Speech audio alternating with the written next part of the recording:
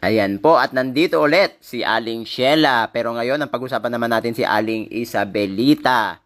Hi po sa iyo, ma'am. At balikan po natin ang nakaraan na kanyang mga nasabi.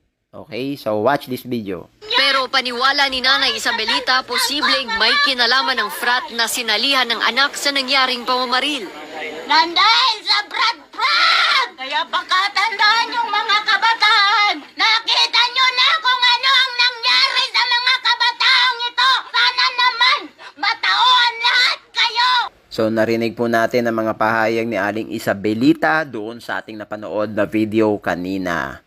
At Aling Sheila, balitaan mo kami kung ano na ang nangyayari batay sa mga ebidensya na kumakalat ngayon sa social media. At kung ano man ang sinabi kanina ni Aling Isabelita tungkol sa frat, wala po tayong comment doon. Basta yun po ang kanyang sinabi. Basta importante, balitaan mo rin po kami para ikaw ang susunod.